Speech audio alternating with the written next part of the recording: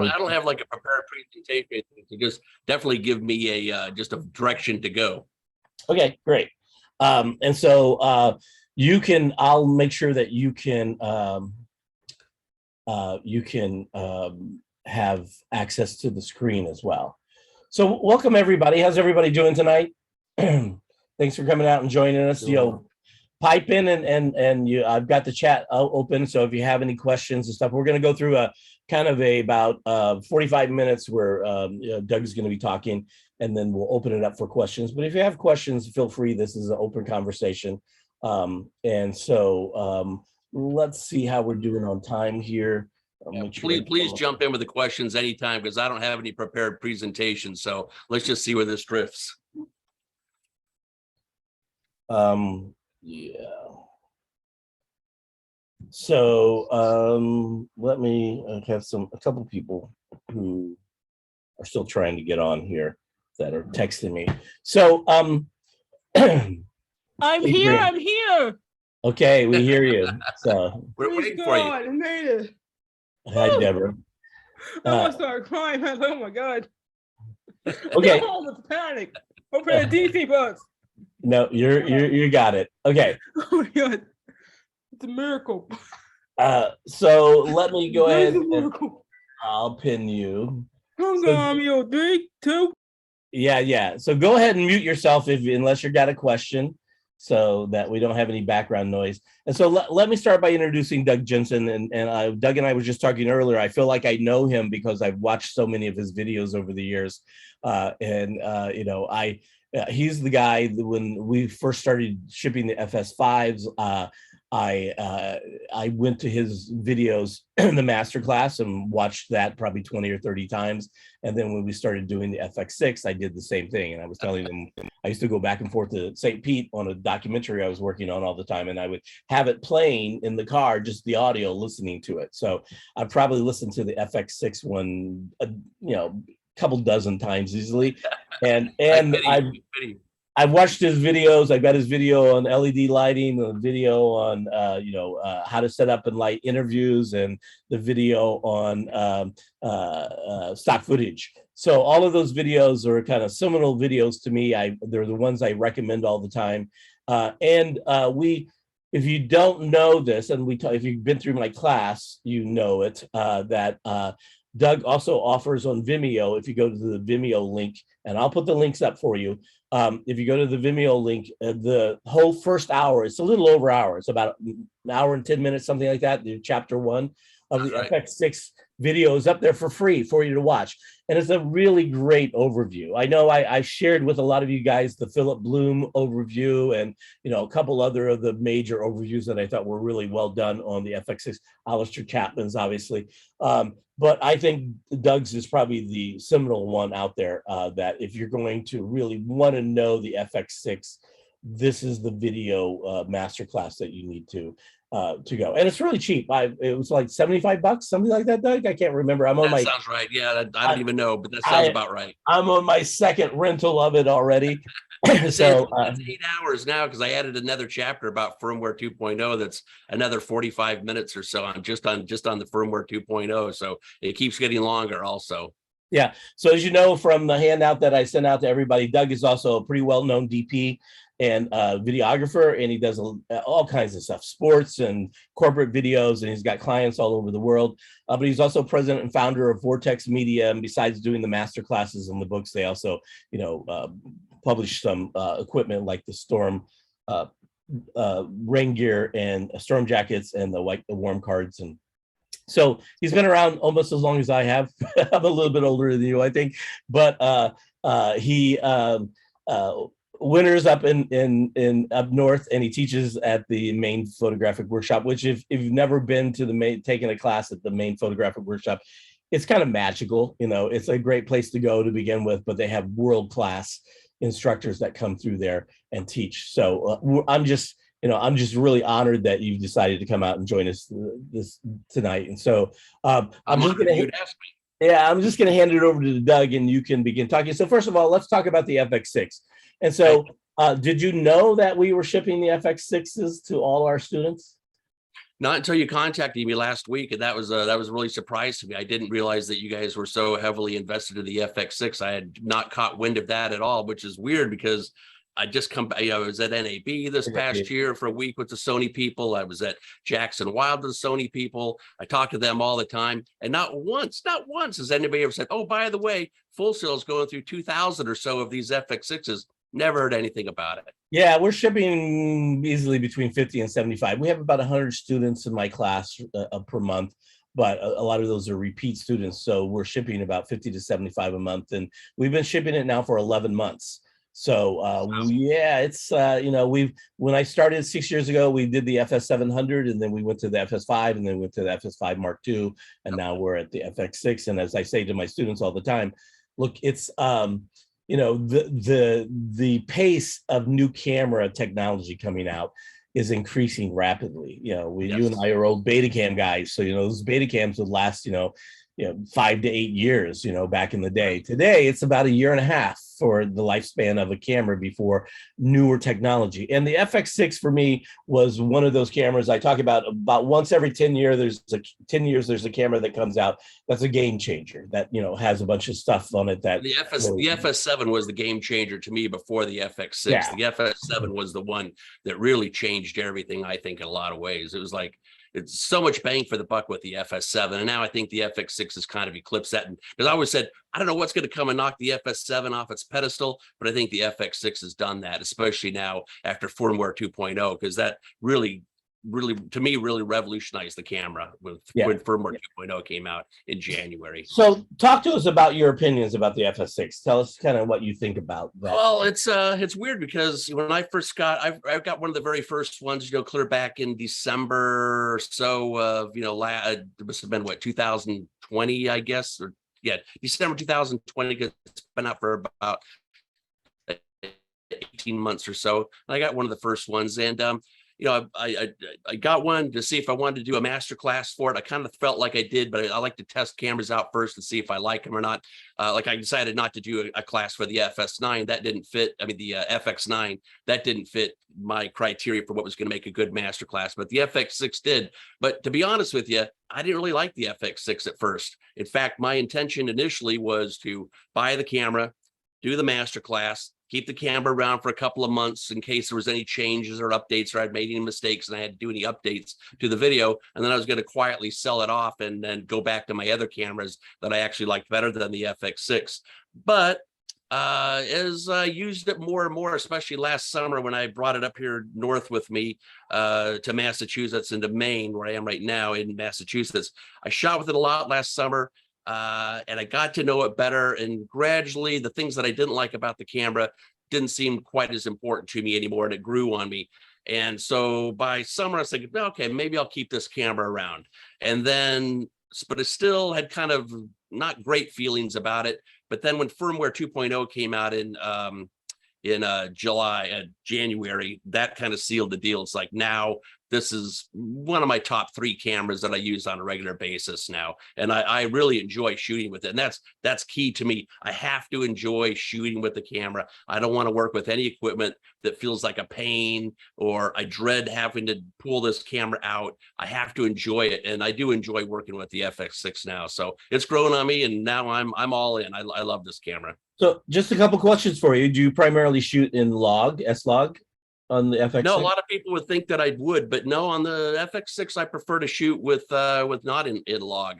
But I'm not opposed to log. On my FS7 and my F55, which I still have and use those cameras also, I shoot in log or raw almost all the time with those 2 cameras. But the FX6, stuff about the log is it's okay, but I just prefer to. I think the S-Cinetone gives me closer to a finished look without. It's easier to grade. It's easy, that's really what it boils down to, is that the S-Cinetone, it's not a finished look right out of the camera like Sony claims. Sony claims that S-Cinetone is what you see is what you get look. Just turn on S-Cinetone, shoot it, hand it off to your client, or go right into editing without any grading, and you're going to be fine. And I totally disagree with that. I don't think S-Cinetone is good enough that you can just shoot it and say, I'm done. It's going to have to be graded if you really want to take advantage of it. So I'm going to have to grade anyway.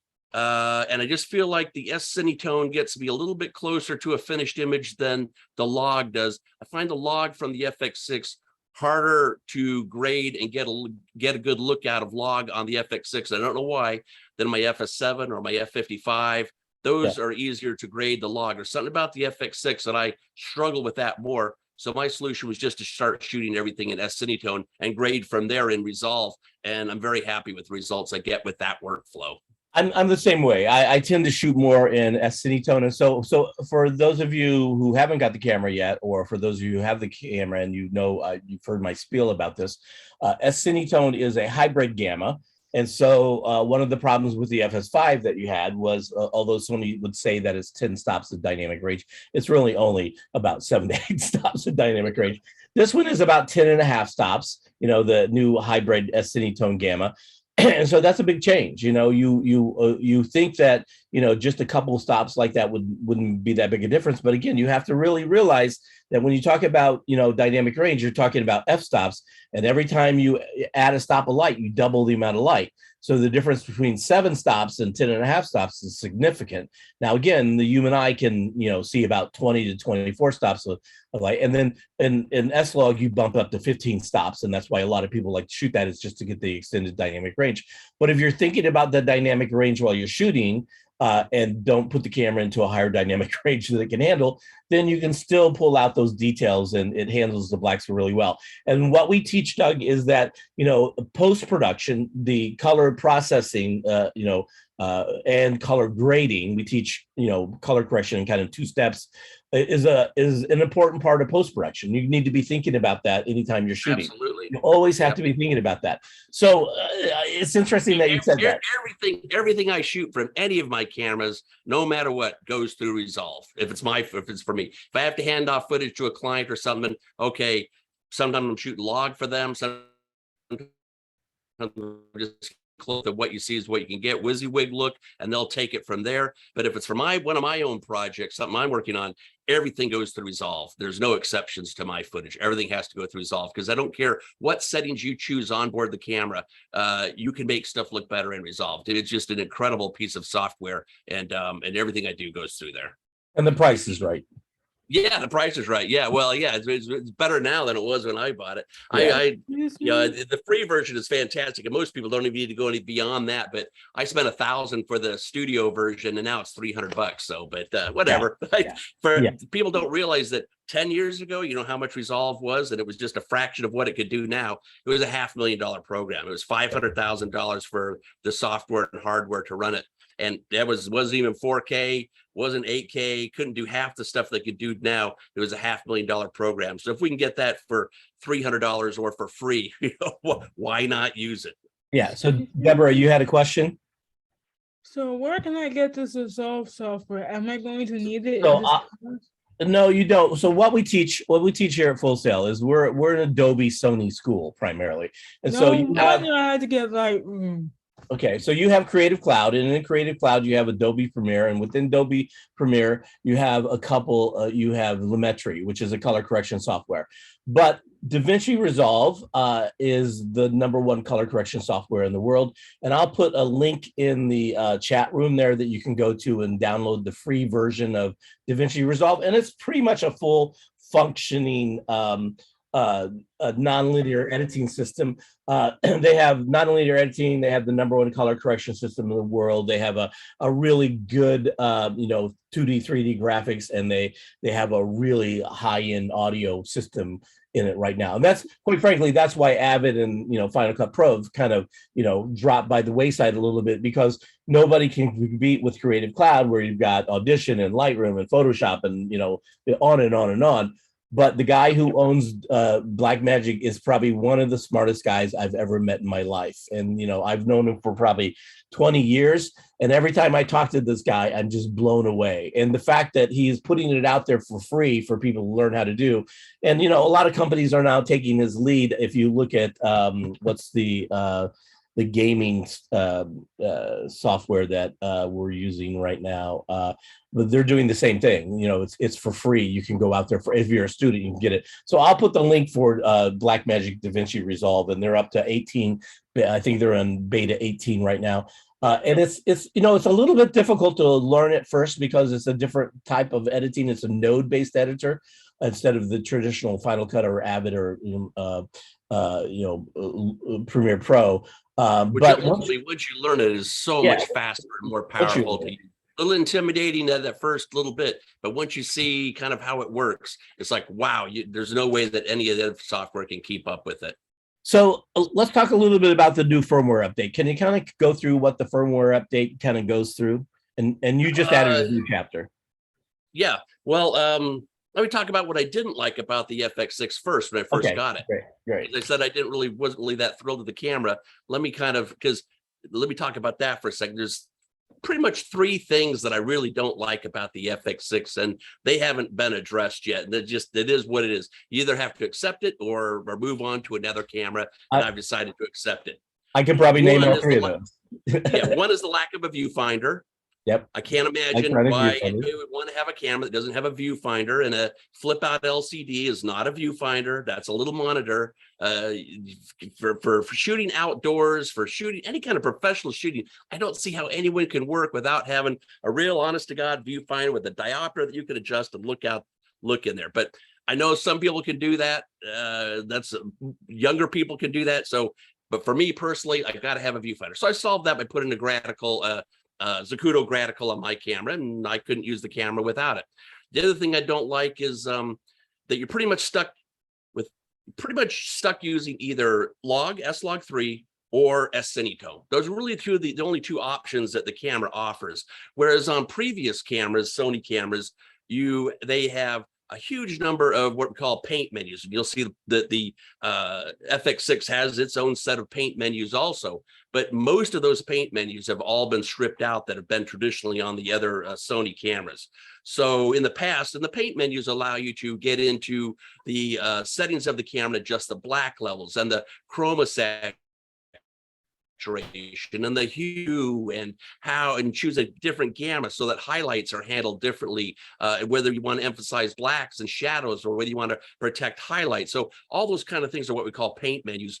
And other Sony cameras before the FX6 have a huge number of paint menus. You could go in there and you can create all kinds of different looks that you want. Maybe I have one set of look like for interviews, another look I use for wildlife or sports or something like that.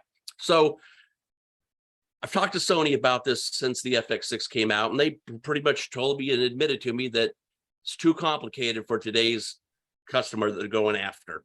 So they stripped out all these, about 80% of the paint menus are stripped out. If you compare an FX6 to an FX9, the FX9 has about 5 times more paint menus than the FX6 does. So, and what that means is that there aren't enough settings in the camera to change the look, to get a better look out of it than S-Cinetone. So you're pretty much stuck with S-Cinetone or log, where I would like to have the ability to paint my own look. It's almost like doing color grading on board the camera rather than doing it in post. And the problem with S-Cinetone is that it's designed for, it's called Cinetone. It's more of a cinema kind of a look, where if you watch feature films or high-end TV series like Ozark or Breaking Bad or some of those kind of things, you look at the exposures that feature films and high-end drama TV do, and they're a totally different level of exposures than what you would find if you were watching a broadcast documentary or broadcast sports or corporate video or that kind of thing, where they're much lower. They're a stop or two lower is what they would consider their normal level of exposing. If you expose S-Cinetone, if you expose S-Cinetone down around where, if I had to put a number on it, I would say putting bright whites at around 80 to 85%, where in regular television, broadcast television, we want our whites to be up around 90 or maybe even up to 95. So S-Cinetone is designed to be kind of underexposed from my point of view, down around 80 to 85%. So if you're shooting human beings and sort of underexposing them in sort of a cinema kind of a style of shooting, then S-Cinetone looks great. That's what it's designed to do. But if you're not shooting cinema, if you're not shooting a feature film or an indie film or something, if you're shooting for broadcast television or corporate production where exposures are expected to be a little bit higher, then S-Cinetone starts to fall apart for me. It gets desaturated. It doesn't handle highlights very well. And it just it becomes very washed out because you're exposing it above what it was designed to do, and so blacks kind of get lifted. So I've sort of just decided to just expose S-Cinetone, kind of split the difference between broadcast and cinema, and then bring that into Resolve, and then clean it up in Resolve. And also ultimately I can get a good look out of S-Cinetone, but still bugs me that they've stripped off all the paint menus just because they think the customers don't want a very complicated camera. They just want to be able to turn it on and just go with it. And it's like, all right, I understand there's that level of customers, especially younger people coming into the business and stuff, might be intimidated by a lot of menus on the camera.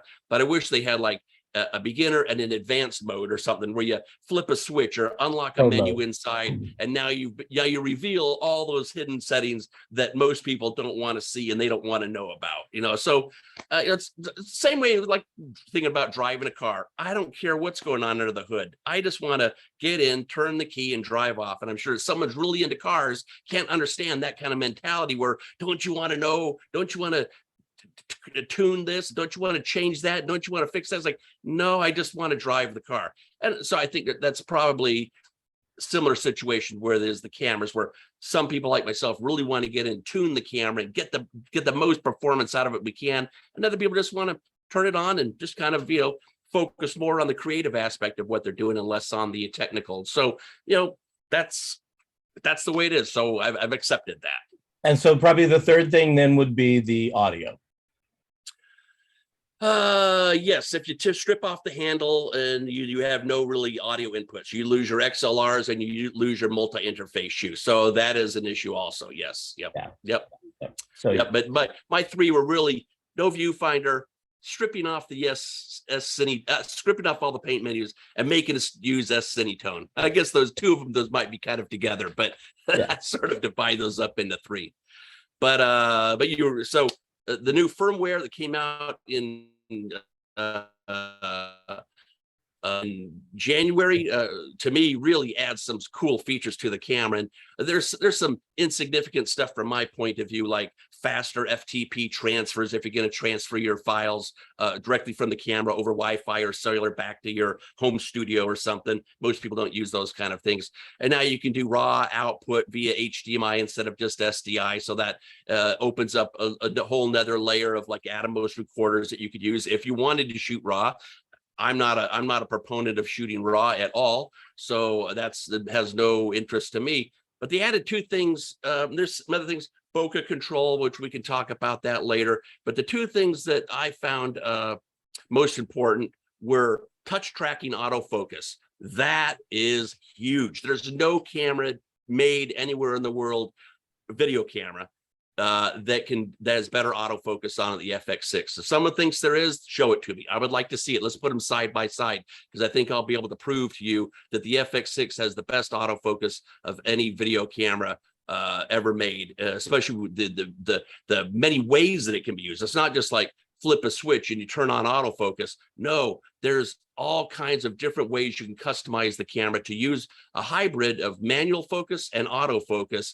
And it's really very powerful what you can do on that. And then we talk more about autofocus later if we want to, because 5 years ago, I never thought I would be sitting here saying, I use autofocus. You should use autofocus.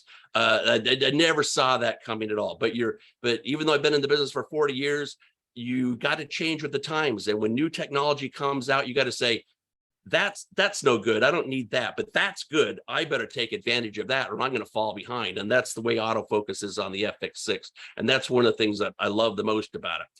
And another thing they did with the firmware that is that now they've got a function on the camera that no other Sony camera has ever had before and still doesn't have. And as far as I know, there may not be any other camera in the world that has this feature also, but I'm not sure. I'm not familiar enough with like the Reds and stuff that they may have this feature that I'm going to tell you about. But I know that none of the Sony cameras have this combination of features.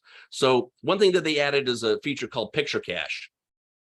And it was weird that the FX6 didn't have Picture Cache when it was first released, because Picture Cache has been on Sony cameras for the last 15 years or so, it was weird to put out a camera that didn't have picture cache. What picture cache is, it's like a buffer in the camera. So that, let's say we know the president of the United States, we're in a meeting, the president's going to walk through the door, but we don't know when he's going to come through the door. We better be rolling when he comes through the door. We're not going to have any warning. Or we're up in Alaska and we're shooting a glacier, and we know the ice is going to fall off the glacier at some point, but we don't know if it's going to be 5 minutes from now or 2 hours from now. We just know that something is going to happen. So picture cache is a great thing when you're not going to have a lot of warning before something happens that you need to capture. So you turn on picture cache, and now you can have up to 30 seconds of buffer in the camera. So I aim the camera at the glacier, just sit, wait, read a book, do whatever I want to do. The ice falls off. Oh, I very calmly press the record button on the camera, and now I've captured up to 30 seconds before I push the record button. But if I don't push the record button, it just keeps doing 30-second buffer, 30-second buffer. And then when I push it, it captures that 30 seconds and then continues to record uninterrupted until I push the button again. So that's a pretty cool feature. Been on a lot of Sony cameras for years. Now the FX6 has that.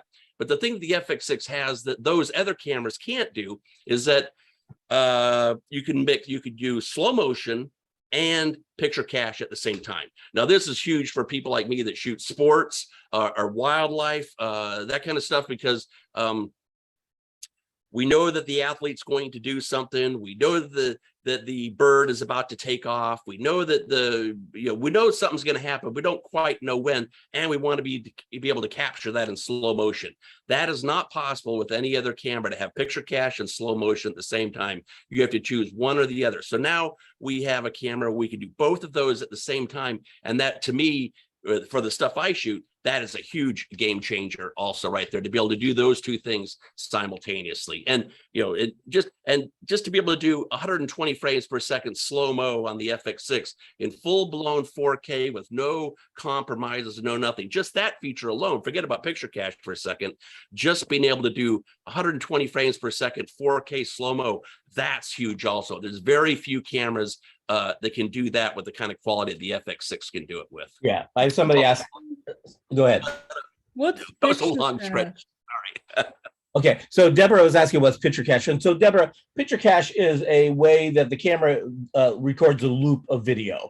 So you can go up to 30 seconds. You can change the amount of time, but it's constantly recording, that. And so once you hit the record button, it backs up 30 seconds prior, whatever the time limit you have set for that, and starts recording from that point on. So it's pretty cool. It's and that you don't have the firmware update on your camera yet, but once you get that on there, it will be part of the options. And we'll talk about that in the class next month when we go through this. But it's kind of interesting. You talk about this, Doug. I do the same thing. I say to people, I've been teaching how to operate a camera for 40 years. I've never once said to somebody, you should use autofocus into this camera. I mean, like, there are things that this camera can focus on better than I can, even with 40 years of experience of focusing. And so you got to learn how to do that. It's like you said, you have to adjust with the times. And I've never said that with any other camera except this camera. And it's magic. So let's talk about, there's some other features on the camera that, don't get a lot of press because they're a little bit older, like variable ND. Sorry, I got one question about the picture cache. Yeah. So I understand the 30 seconds before. Once you hit record, it's got it. When you stop record, does the picture cache pick right back up again?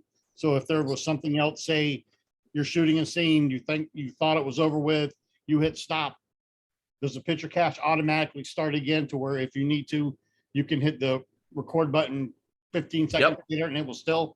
Okay. Yep. All We'll do that. Have it in the picture cache mode. Yep, that's it. Yep. So Long way from 3/4 U-matic when I started. I still got a 3/4 U-matic deck in my garage out there. So do you use variable ND much? I use variable ND constantly because that's my primary way of setting my exposure. Because I can't change my shutter speed. My shutter speed is dictated by my frame rate. I cannot change it. So shutter speed is locked in. I never want to raise the gain. I prefer the term gain. You guys might use ISO. I prefer the term gain because I work in television. In television, we refer to the sensitivity of the camera in terms of gain. So I want to keep the camera at 0 dB gain all the time and only raise that up if I really absolutely am in a low light situation. So gain is at 0. Shutter speed is dictated by my frame rate. The only other way that I can change my exposures with the f-stop of my lens. Now, one of the reasons that I bought that I have a full frame camera like the FX6 is to get shallow depth of field with the full frame sensor. Otherwise, there's other cameras that are a hell of a lot easier to operate and have more functionality with lens choices and stuff than the FX6 or any full frame sensor. If I'm going to put up with the hassles of having a full frame sensor, the big benefit of that is shallow depth of field. Well, the only way I'm going to get shallow depth of field is I also have a good lens on there with a fast f-stop, so I can shoot like at f2.8 or f1.8, f1.4, something in that range. I'm never going to want to go beyond f4. That's never going to happen. I'm not going to shoot any camera beyond f4. It's always going to be wide open, between wide open and f4. So, except for my long telephoto lenses, which don't offer that option. So those are kind of in a different league. But and that's to get shallow depth of field. Shallow depth of field looks great creatively. It also when I have the iris opened all the way, it hides any dust or dirt that I might have on the sensor that are almost impossible to keep that clean. But if you shoot wide open, you won't see that. And also it allows me to let in the maximum amount of light also, which is also important. So I can keep that gain at 0 dB. So even though I could change the aperture of the lens, that's sort of locked in too, because I want to keep that wide open. So my 3 major exposure adjustment controls, shutter speed, 0 dB gain, and the aperture of the lens, those are sort of locked in. So the way that I do 99% of all my exposure adjustments is with the variable ND. And once you've gotten used to using that, if you're an experienced shooter and you've come from cameras in the past that didn't have that feature, once you experience how great variable ND is, it's very difficult to go back to any other camera that doesn't have that, because it's just like turning a dimmer on a light. You just turn on the variable ND and just dim down the exposure to exactly where you want it to be, or raise it up to exactly where you want it to be. Just like the dimmer on a light, there's no color shifting, there's no depth of field change, there's no change to motion blur like you would if you change your shutter speed, there's no effect to the gain, to the noise or the grain in the picture like you would if you raise the gain up. And so just being able to have that the variable ND on the camera, that once again is just a huge game changer.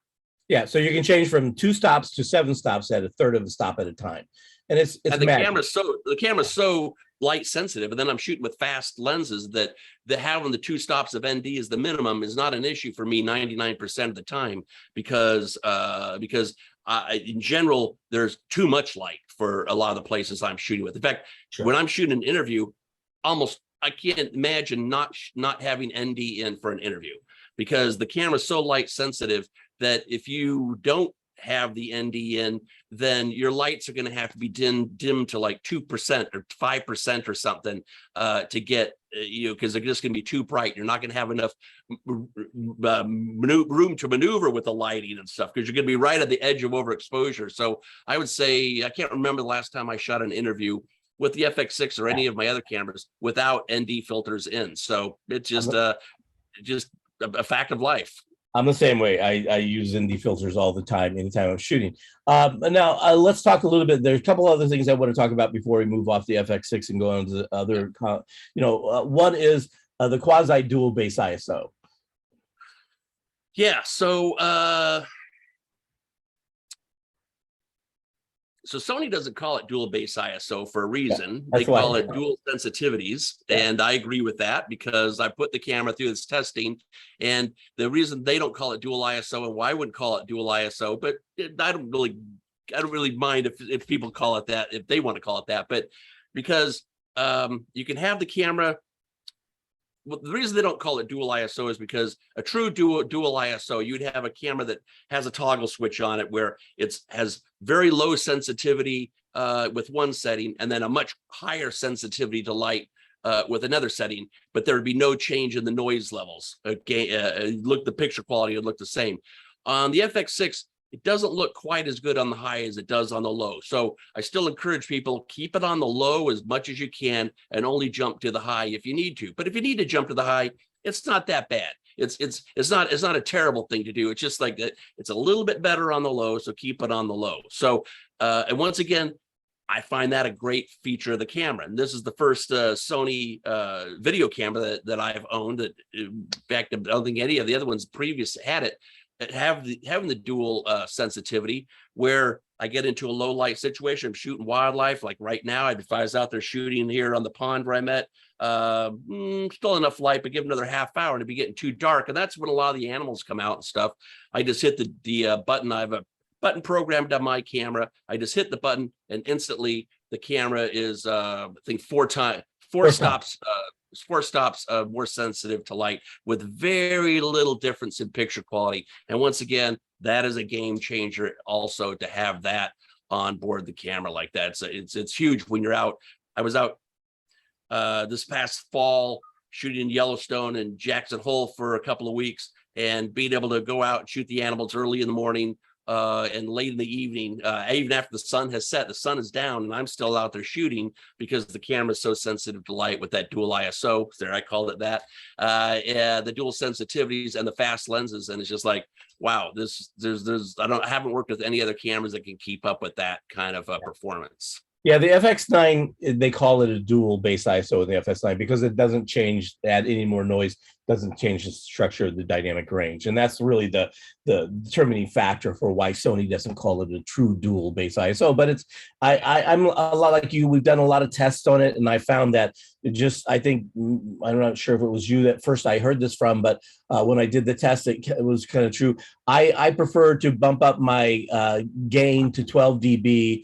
And then if I have to go higher than 12 dB, I take it back to 0, and then I go to high base sensitivity. Exactly. That's exactly right. That's exactly how I do it. Yeah, Deborah, you got another question? What are ND filters? Are they in the light kit? Because like, No, they're built into the camera, and we'll go through all of that in when we go through the camera.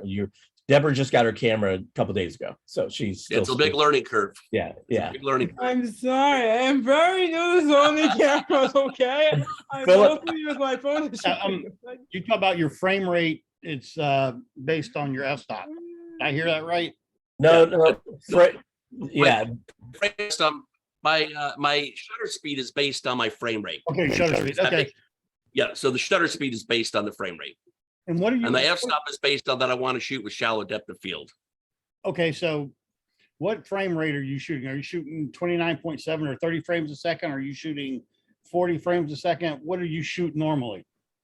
My base frame rate is 23.98, that's one, and 29.97. Let's just call those 24p and 30p, okay? Just so I don't have to keep saying those numbers over and over again.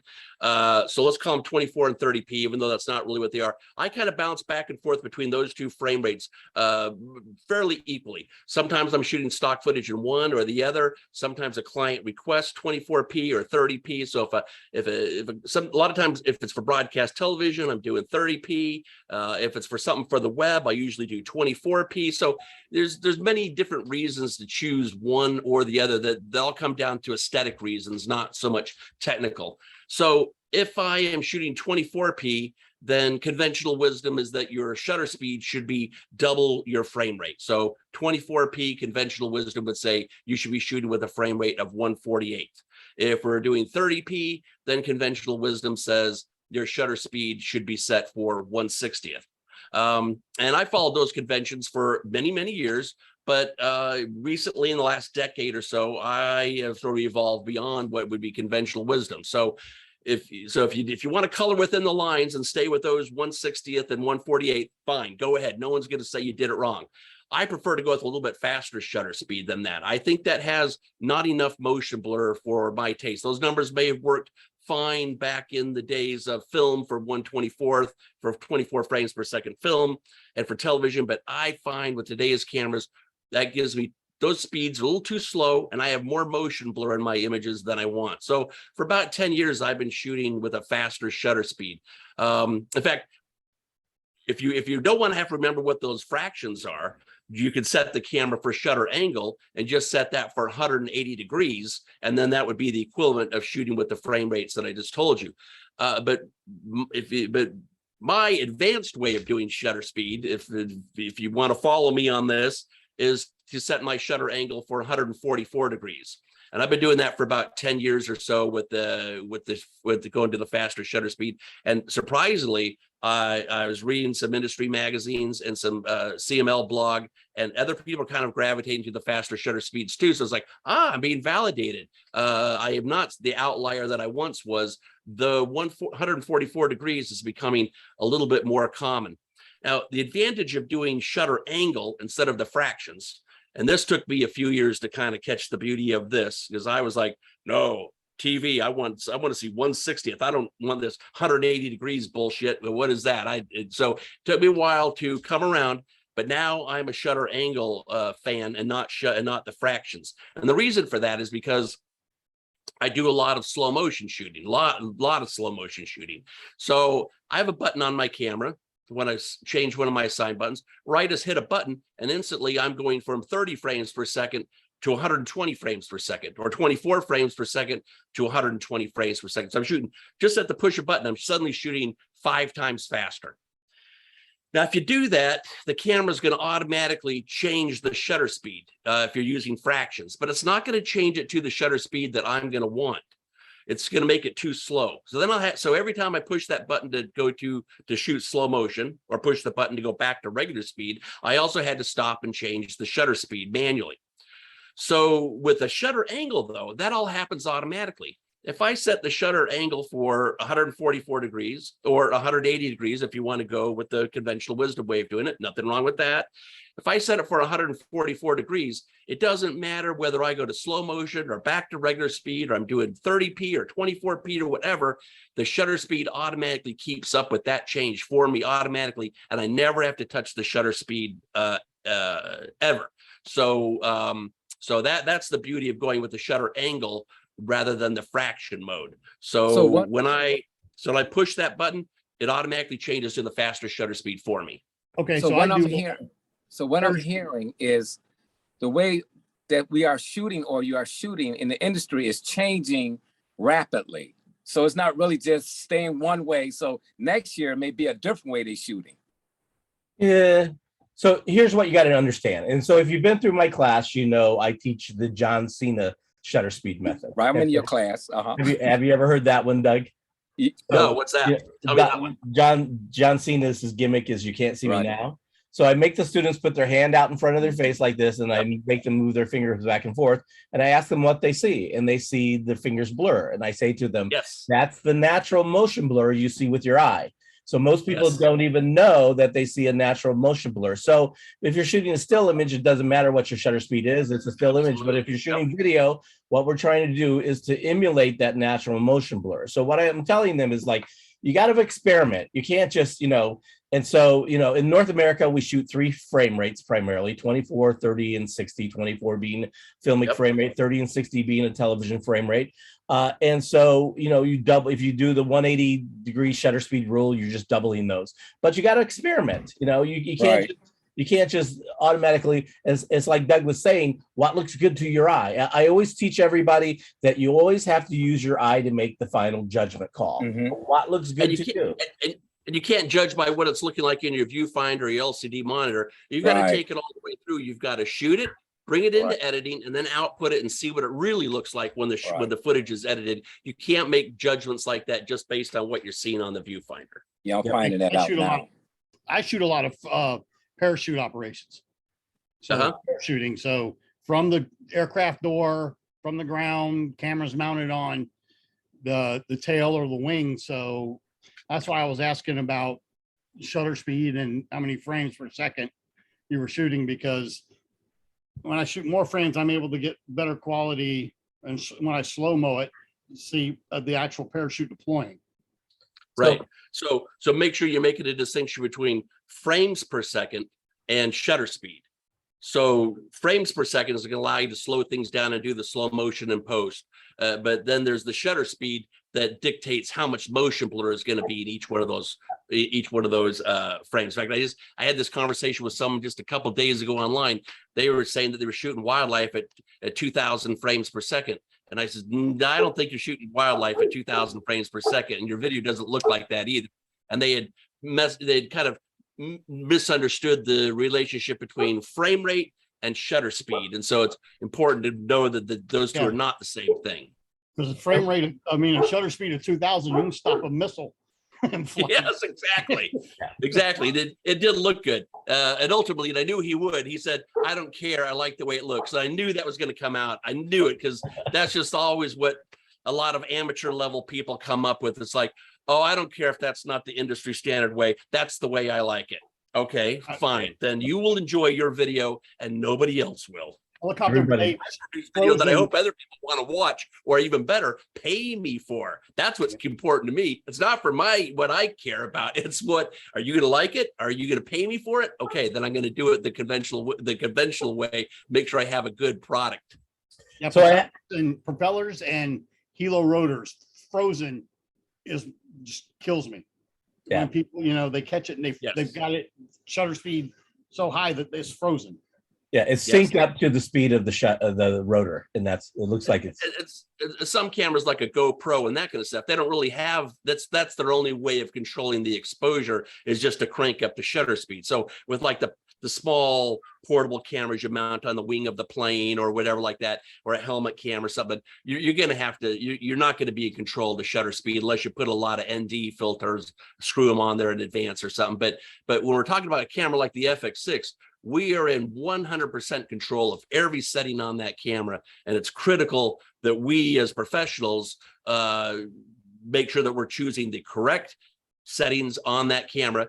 And we can vary a little bit from those settings with the shutter speed. Like I said, I'm going a little bit faster than what conventional wisdom says, but I'm not going up to 1/200th. I'm not going up to even 1/100th. I'm going just a little bit faster and shortening that exposure time and getting me a little bit a sharper image. And I like the way that looks, but I'm not going overboard with it. So we have a couple other questions. I want to jump back to the FS5. Brian was asking, what's your favorite recommended picture profile and resolution for the FS5 Mark II for film and broadcast? I would have to refer you, and I hate to do this, I'd have to refer you to my master class on that, because whatever settings I recommend in that is what my recommendation would be. A scene file my custom scene file for the FS5, which I have in my video, that's a combination of about at least a dozen different changes to the paint menu settings and other stuff. So I certainly can't rattle those off to you right now and tell you what those are. Even the cameras that I'm working with right now today on a regular basis, I can't tell you what settings I'm using off the top of my head. That's why they're scene files. So I just have to call up the memory and say, now there it is. So if you checked out my masterclass on the FS5, you'll find all my recommendations there, and I stand by those 100%. Yeah. And so Brian, if you email me, I can send you a list of Doug's picture profiles, and I can also send you like Able Cinetex, and I have about 24 DPs around the United States that have sent me their picture profiles, and it's really depending on what you're shooting, is what works. If you're going to the standard picture profiles, picture profile 2 is the best out of the box look, but I wouldn't leave it there. And so you should learn how to create your own picture profiles. They're text files. It's not very difficult to do. So there's lots of videos out there on how to do it. And also Matthew had a question. What was your question, Matthew? Still here with us? Yeah, I'm still here. The question that I have is, if you're running at a higher angle, wouldn't that darken the image? Yes, it does. But just the difference between 180 degrees and 144 degrees is just less than half an f-stop probably. So it's not really that big of an issue. And as I already said, the FX6 is already so light sensitive already that giving up a little bit of darker image, giving up a little bit of exposure to the faster shutter speed is well worth the trade-off. Now, there are times when you get into a real low light situation where I'll just turn the shutter completely off, which is going to a 360 degree mode. And that gives me an extra couple of stops of light when I need it. Wow. But I got to know that if there's any motion, it's going to be quite blurry. But sometimes that's trade-off. Unless you're doing like a stylized shot. But I watched your master class. I've been watching it for the past year. The FS6 is sort of kind of like a maze. I actually got a little lost in it because I've been shooting my favorite cam is still the A6000, so it's like a totally different beast. And Yes. I know you're saying there's not a dual ISO. I mean, not dual ISO. Yeah, well, I mean, what's the native? I mean, is it like 800? Can you go below 800 with it? No, 800 is what they say is the number. I don't believe their numbers. I don't know about the numbers. So they say 800 and then 12,800. But if you really take out a light meter and you measure the sensitivity of any of the Sony cameras, and I imagine some of the other manufacturers too, but obviously have more experience with the Sony cameras. If you take their ISO number that they tell you and you actually measure it, it's not that. The ISO numbers are bullshit. You know, the whole idea of ISO is that if you take two cameras, one from manufacturer A and one from manufacturer B, and they're both 800, they should be the exact same sensitivity to light. That's a standardized number.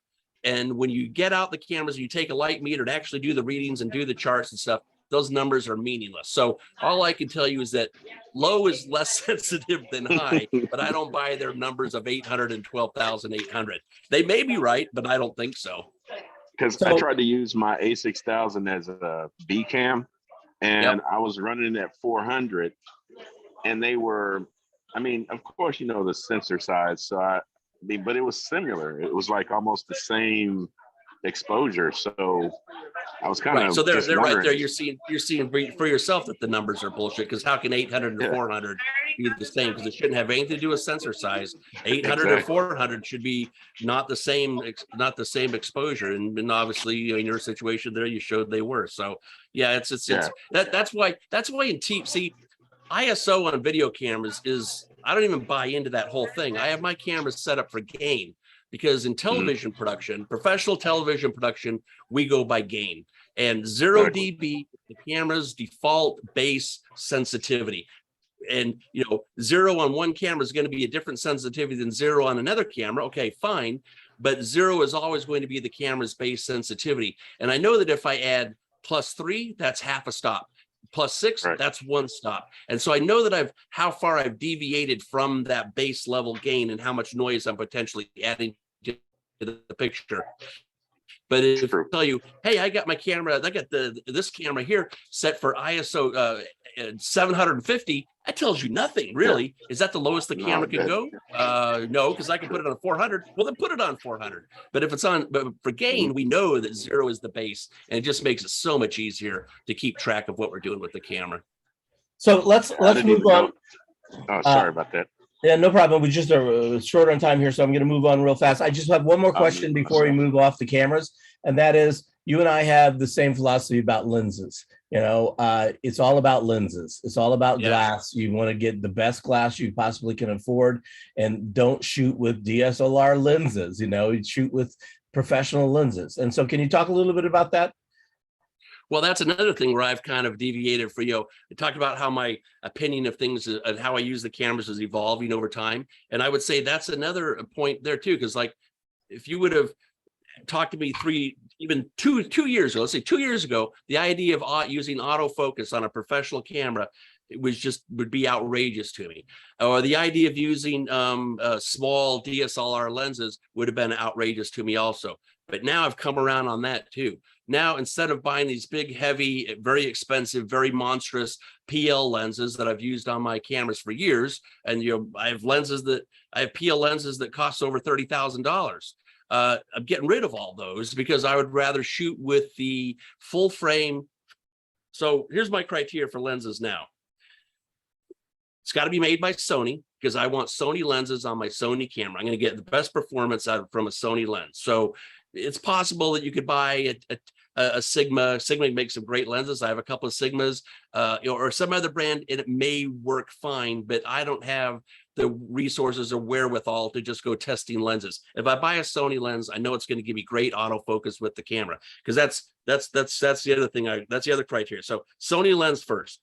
Great autofocus. I want a lens that can do great autofocus, and I want a lens that's fast. A lens that's a bare minimum f2.8, unless it's a long telephoto lens, then we have to accept some slower lenses. But f2.8, autofocus, and Sony native Sony E mount. Those three things, and I will take a $500 Sony 35 millimeter lens. Like, I think that's what I'm using on my. I'm being shot with my FX6 right now, and I've got a Sony 35 millimeter lens on there. I think it was like $500 or $600.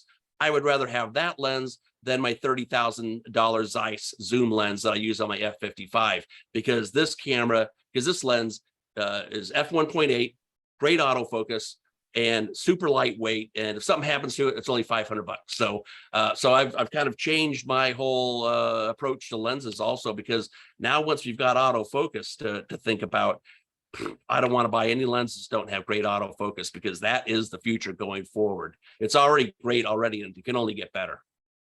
So that's great. And so I'm like you. I've been stocking up on all the new Sony lenses, and Sony's been coming out with some. Just in the last 6 months, Sony's come out with a handful of really great prime lenses that are really fast and really cheap. I mean, they've got phenomenal autofocus. You know, again, I can't stress that enough. So let's talk a little bit about. We've got a few minutes left here. I want to talk about your feelings on lighting interviews. Okay. Well, to you, what makes a great looking interview? Well, people always start with talking about lighting, but lighting is 2 or 3 down on my list of what makes a great interview. The main thing that I think makes that people don't stop to think about is location. Where are you going to shoot this interview? And sometimes we're in control of that, and sometimes we're not. We're kind of said, this is the room you've got to use, and you're going to shoot your interview in here one way or another. But choosing that location of where the interview is going to be done is so critical. The way I and then once you've got your room, your location, then where am I going to, we get into what I would call blocking. Where's the camera going to go? Where's the person going to sit? Where the light's going to go? And deciding where that camera is going to be placed and where the person I'm going to be interviewing is going to be placed. That's super critical. And that has to be sorted out and figured out in the first 2 minutes before I ever break out lights out of my bags. I've got to see that shot. In fact, my way of coming in and doing an interview from scratch is basically to go around the room and go to the different corners and look around and look and imagine what's going to be in the background. Because I can make a person look good any place. That's not going to be the issue. I could, no matter where we are, I'm going to make a human face look good. But what I want to see is what's going to be in the background of that interview. And once I kind of find the background that I think that's going to make a really nice background, then I'm going to find a way to insert the person. I'm going to look at that background. I'm going to figure out a way to insert the person in front of that background and make the camera and person work. And so and then I will start thinking about the lighting. And to me, lighting is at least 5 points of lighting on a regular shoot, not 3 points. You hear Bella about 3 points. My lighting is typically with 5 points that I'm thinking about. So talk about those 5 points. You got a key light, a fill light, a backlight, background light. Yep, you've got your key light, a fill light, a backlight, a kicker light, and then something on the background too. Now, sometimes I don't have to set up a light for every one of those. Sometimes I can just go with the key light and there's enough fill coming in from windows or something that I can make that work. So I just eliminate a light. Or sometimes my key over here might be a reflector. Or my fill might be a reflector. Or sometimes negative key. I might put a black over here because there's too much light coming from this side and I can't get the shadowing that I want on the face. So I need the block light. And sometimes I don't need a key light. Sometimes I'm going to use some other bright source of light coming in as that. And sometimes if I'm outdoors, I don't need a backlight, probably because I'm going to shoot with the sun, use it as my backlight. And sometimes I don't need to light the background wall back there or something because there's natural daylight coming in and I think that looks good to me. But I'm thinking about 5 points of light, even though I may only set up far fewer than that. But I want to be thinking about key, fill to control the shadows. I don't want the key light coming in. The point of the light is not to get rid of shadows. Key of the lighting is to create a 3-dimensional effect. We have a 2-dimensional medium, television screens, monitors. It's 2 dimensions. I'm trying to create a 3-dimensional look with that. And part of that is by having a brighter key light and some shadows on the fill side. I don't know what I look like today. I just set this up myself. And a kicker light to bring out some edge on the shoulder and the face.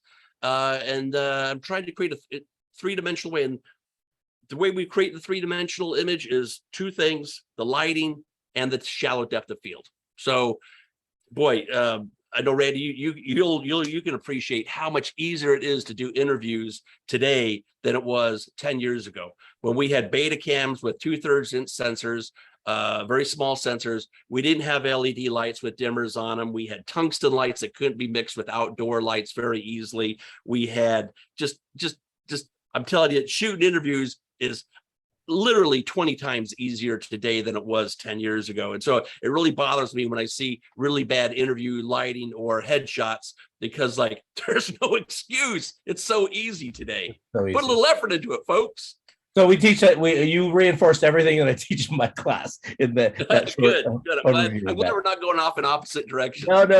It's like we're the birds of the same feather. So one final thing, then I'll open up the questions. Can you talk to us about stock footage? Because I know you do a lot of stock footage, and you have a great video on how to shoot and sell stock footage. Yeah, enough people kept asking me what I was doing for stock footage. I thought, well, I just might as well just put together a little master class on that and help other people get started on that. So stock footage, well, I've always gone out and just shot for the fun of it. Now, I have other friends that are very successful in television, video production.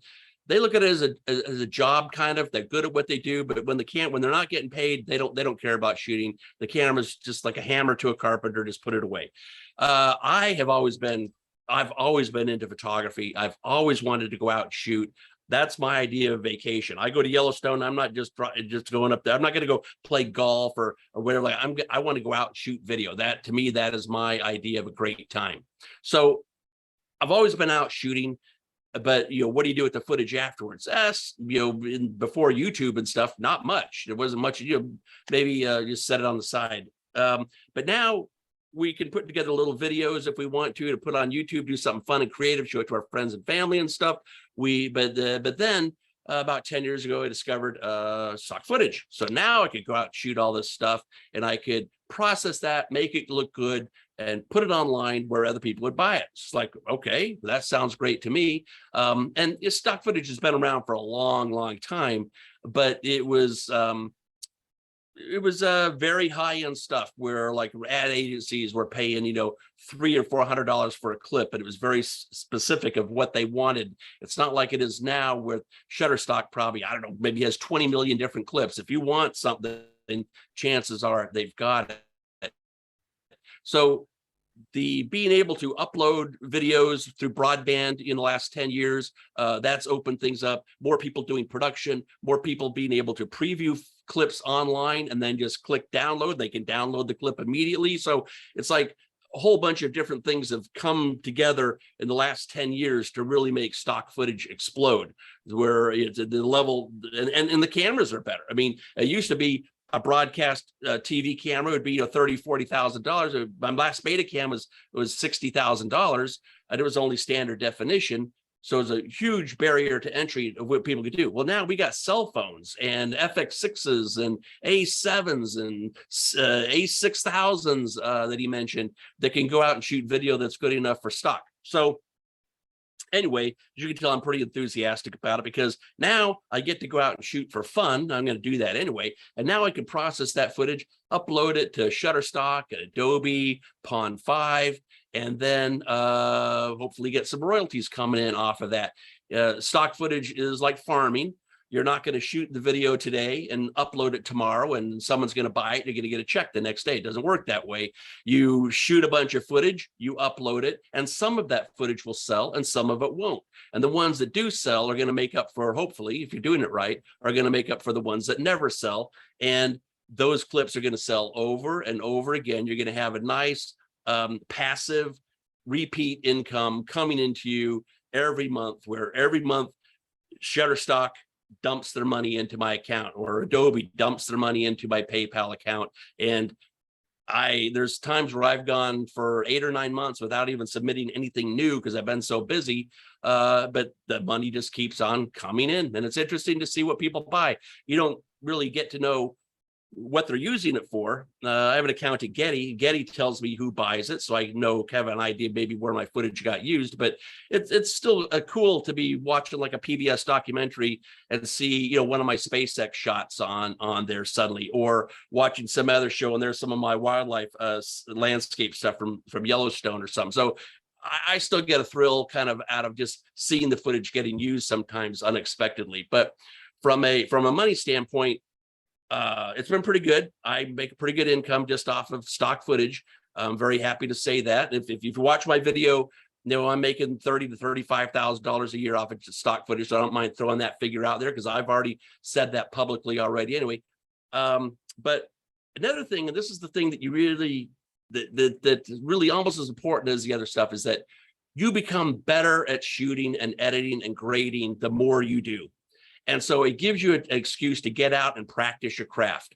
I've been in the business since the early 80s, and I know for a fact that I am a much better cameraman, much better at shooting wildlife and that kind of stuff now than I was 10 years ago, because I'm doing it all the time now. And if you've ever read Malcolm Gladwell's book Outliers, it says you should put about 10,000 hours into something before you become proficient at it and really good at it. I'm not sure it's 10,000 hours, but it is true what he says, though. The more you do it, the better you're going to be, and that's how you become one of the better than other people. And so it's just so I get the fun, I get the money, and I'm becoming better at my craft.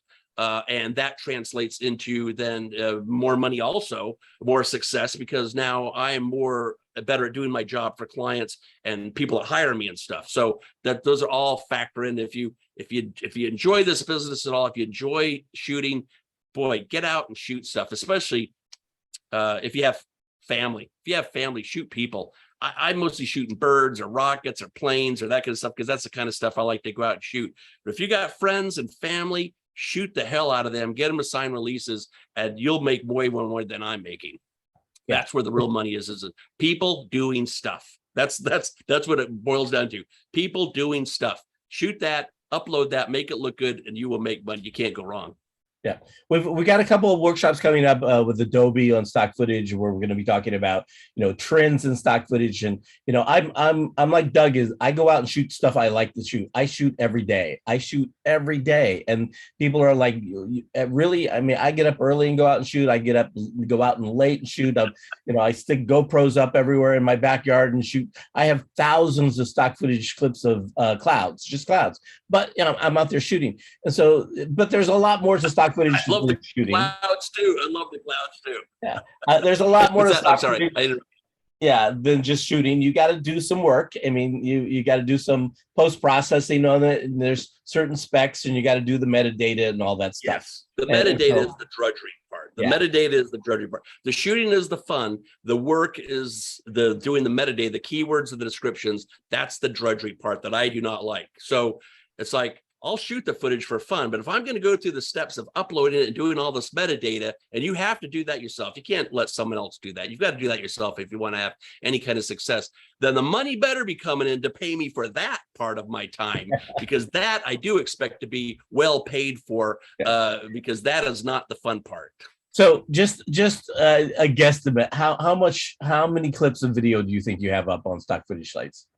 On Shutterstock, I have just below 10,000 right now, but I'm way behind. I have a portfolio of over, someplace between 4,000 and 5,000 4K graded, trimmed, ready to go clips that are ready to be uploaded. I just haven't had the time yet to do the metadata on them. Yeah. So I've got 10,000 at Shutterstock, and but like I said, a lot of those will never sell. I would say, I think last time I looked, like maybe 1 out of 6 will ever sell. So 80% of everything you put on there, never going to sell even once. And you think, wow, that's terrible, but it's like Hollywood. They could have bomb after bomb on their feature films, but they get one blockbuster and makes up for all the other stuff they threw up that threw up on the wall that didn't stick. Right. And so you'll get a few key stock footage shots, a few key shots that will sell over and over again, because once they sell once, then the algorithms will put those in front of eyeballs for other customers that are searching for something similar, and it'll kind of be a snowball effect. And you know, and how, you know, I shoot, you know, I've got probably 50 shots of gators. There aren't that much demand for shots of gators, let me tell you. And so once one of those sells, then it does make perfect sense that that was going to keep selling over and over again. But it's an interesting business. It's not as lucrative as it once was, because there's a lot of competition now, and Shutterstock has cut their royalties. So I'm making less than I was making before. When I produced my masterclass, I'm making less than I was making back then, but it's still making enough to make it worth my time. Right. And there are ways that we talk about it in my class about how you can do it on a local basis and, you know, get stock footage of your local area and then work with your local film commission. And so I'm like you, for about 5 years, I made about $35,000 a year just on some clips, 15 minutes of stock footage that I put together on a clips of a local Orlando area that included time lapse and motion control and every major sign. So if anybody who came into Orlando and needed footage of Orlando, the film commission would send them to me, and I'd sell them this, $1,000, 15-minute clip of video, and they were happy as could be, but. Yeah. And I made a ton of money off of it. So There's lots of other ways. So, and stock footage is changing right now because what's happening, we went through the whole micro stock footage revolution. And now most of the big stock footage companies are doing yearly subscriptions or going to be going to yearly subscription. So that's going to change anything. So we're about out of time. I don't want to dominate your time. I just want to open it up for questions. If anybody has any questions. As much time as you need. Anybody have any questions for Doug? Yeah, I do. I had a question, but I'll wait on you, bro. Go ahead. Oh, thanks. 2 questions for you. Okay. What are you using for? Because I'm like you, I want a viewfinder on the FX6. What are you using for a viewfinder? So Sakudo loaned me, when I first got the FX6, Sakudo loaned me a couple of different viewfinders. They loaned me a Chameleon, and another one is called the Gratical Eye. I tried them both. They're both good. The Chameleon actually had a higher resolution picture, but I like the feature on the Gratical Eye better. So I bought the Gratical Eye and sent the other one back. So the Sakudo Gratical Eye, that's the viewfinder that I want to use, and it connects the camera via SDI. Now, the one thing about that viewfinder is that it doesn't have a built-in battery or anything. So that also had me add a bracket on the back where I could run bigger V-mount batteries that have a D-tap on them to power that Gratical. It's like one thing, I got to have a viewfinder. So now I got to power the viewfinder. Now I got to have a bracket for the battery. So it's like one thing leads to another, but the Sakudo and a couple of other brands out there, they do have some that have built-in batteries into them also. So you can just attach that on, plug it into SDI or HDMI and go to town. But just what a difference it makes to have a real viewfinder. In fact, for the this is interesting because the first year that I had the camera, I didn't even have the LCD on the camera at all. I took it off, didn't need it. What am I going to do with this LCD? I'm using the viewfinder. But now, after firmware 2.0 has come out, now I've got the LCD that came with the camera mounted back on the camera. So I have the LCD and the viewfinder. The Sakudo viewfinder. And the reason I have both of them now is because now I've got the touch focus. I've got the touch tracking autofocus. So now I can have my eye looking through the viewfinder. I'm following a bird or a jet or a plane or a rocket or something, whatever like that. And just without even taking my eye away from the viewfinder, I have my LCD monitor here also.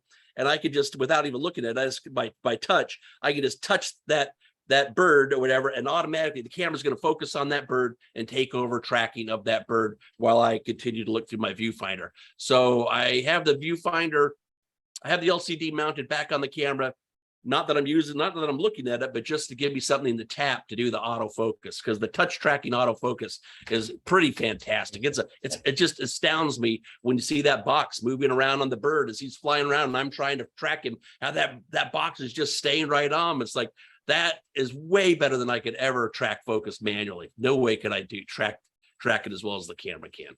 So I put links up in the chat room for the Graticule and the other one, and as well as the Z Finder, which is just a goes over your LCD. But the problem with that is once you get it on there, you can't touch the screen. So that Right. you can flip it up, but it's a pain in the butt. So and 'Cause there's I almost went that route, and I'm glad I didn't, because exactly what you said, you've got to be able to touch that screen with your free finger. Yep. Yeah, and then they're a little expensive, but again, you got to think about you're investing in the business, So And the viewfinder is going to go for me from camera to camera. When I'm done with the FX6 and they come out with whatever next version, and I'm going to, because hopefully the FX6 will last me for 2 or 3 years. I don't know. But whatever camera I decide to move on for this, I'm probably going to take that viewfinder off and move it right onto the next camera, because the viewfinder is still going to be great no matter what happens. So I'm investing for the future with that. Same thing with like tripods and stuff. Buy a good tripod that you're going to love using. It's going to give you smooth performance, because that tripod's going to last you for 4 or 5 cameras, last you a decade or more. Maybe my main tripod's 20 years old. So invest in quality, and just instead of buying cheap junk. And that's the same with the viewfinder. The cameras come and go. Everything else needs to have a long lifespan. Yep, great. Okay, other questions? Okay, my question is, as far as alternative glass, I have some Carl Zeiss glass, but they're the photography lenses, and I have a couple of Sigma pieces. I have the Trio on the Sigma. How have you tried the performance on those glass, as far as that glass with the other cameras? No, I have not. So you're talking about like autofocus, or just the general look and the autofocus? Autofocus in general look. Yeah, I can answer that question because I have the Sigma art lenses, and I also have a bunch of the Sony lenses. And there's no difference. There's a world of difference between the Sigma autofocus and the Sony autofocus. Not quite. That's what I would have assumed, but I haven't tested it. But that's exactly what I would have assumed. But the Sigmas probably look really good, don't they? They look great. I mean, they have a little bit softer look than the Sony does.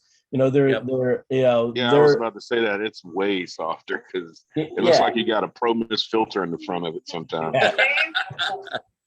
Yeah. And I use a ton. I own 60 lenses. People come into my office and go, "You got a wine cooler in here?" No, that's a lens case with a dehumidifier. So living in Florida, you kind of got to have that. So invest in lenses. Invest in it's like Doug was saying. Get a good tripod. And are you using the new Sackler I saw?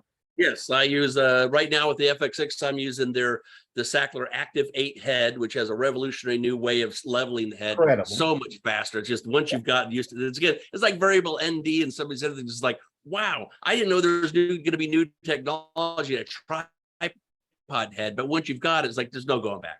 And then the Flotex 75 legs that go with that head, which once again are just their carbon fiber. They're super lightweight. They level, just flip a lever and all the leg extends. It's just like, because when you're doing wildlife and sports and stuff like that, you got to be able to move pretty damn fast. You can't be turning the knob and doing this knob and doing that knob. Oh, terrible.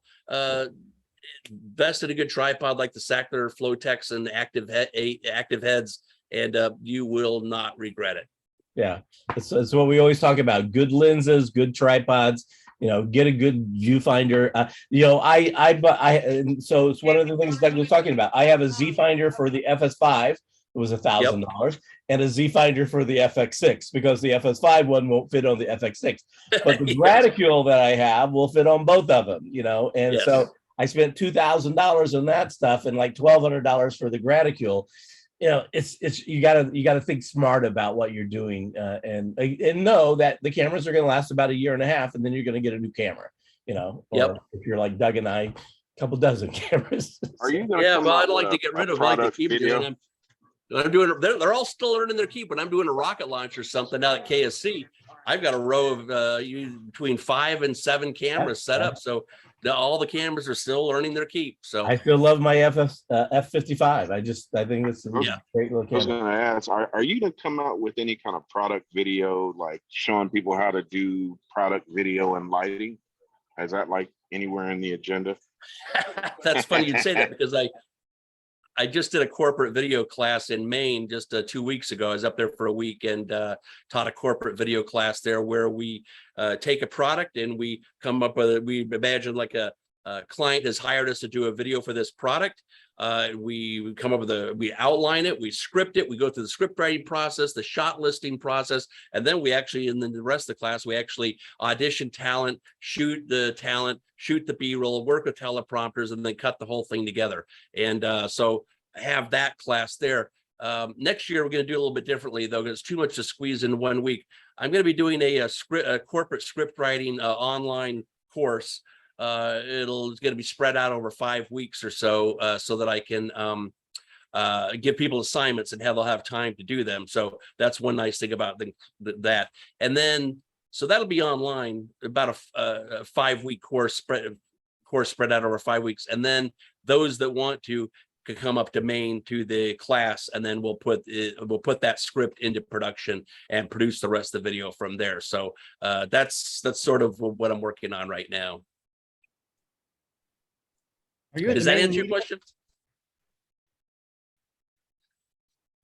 I find that there's really not much, there's no corporate script writing classes out there that I'm aware of. I don't know if you guys have anything at Full Sail or not. I haven't looked at the curriculum, but there's got a lot of people, a lot of classes teach you how to write a TV show or a film script or something like that. That's not corporate video.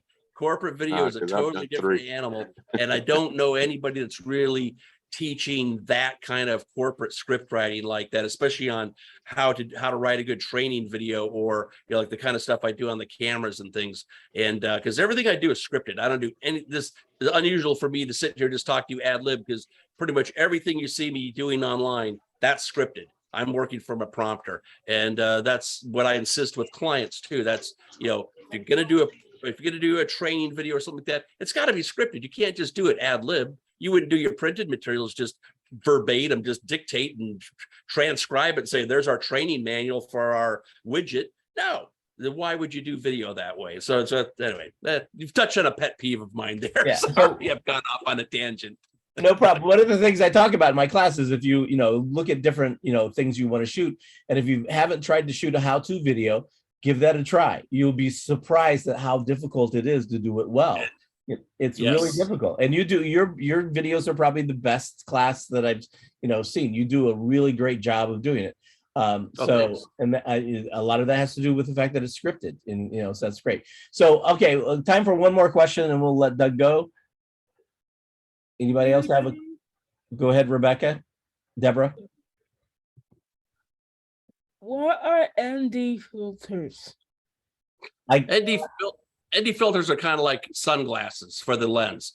So if you go outside in a bright light, you know how the bright light is too bright for your eyes, you've got to put on sunglasses because things are too bright. It's not comfortable. ND filters are basically just sunglasses for the lens. Either they go in front of the lens or behind the lens. The built-in ones like on the FX6 go behind the lens, so you don't even see it. But it's basically just a dark piece of glass that just reduces the amount of light coming in to make it so that the camera can handle the bright light better. And don't worry, Deborah, you'll get your fill of ND filters in my class over the next 4 weeks. You'll be using them often. So you'll learn all about neutral density filters and how to use them. And that's exactly how I describe them, sunglasses for your camera. So a couple times you would use them like sunglasses. If it's really bright outside, you put your sunglasses on. If you're at, your lens only does f4 to f22. So if you're at f22 and it's still too bright, you'd have to put sunglasses on the camera to dial it back into the 5 stops that the lens can handle. And then, or if you wanted to get a shallow depth of field and you were in a really bright situation where you're shooting at f18, f22, then you dial in the filters to be able to open up your iris a little bit more. So instead of having a small little, aperture like this, you'd be able to open that up to get a shallower depth of field. So you'll learn all of that in my class. Yeah. I am very curious, okay? Yeah. I basically like the black female version of Curious Shirt. I'm not kidding. There you go. Okay, well, I am very curious. I can't thank you enough for doing this. I've been wanting to talk to you for a while. Hopefully we can get you back in again. And so when you get back down here to Florida, let me know. I have a gift for you. I make artwork out of cameras, so it's perfect for you. So I'll be able to drop that off. But I'd love you to come by the studio, the school, and take a look at what we're doing there if you haven't seen it recently, especially the new virtual stage, and and anything we can do as a school to help you. By all means, we're all in. Yeah, not too often, but sometimes I need an extra hand, and I don't really have anybody. I've only been in Florida a couple of years, and I don't really have anybody to call when I need like a PA or just an extra hired hand. Don't have to be super skilled, but just have to be highly motivated and good to work with. And so getting a couple of names from you would be great also, and maybe get some students working on some stuff with me would be You're nice. ever in San Antonio, look me up.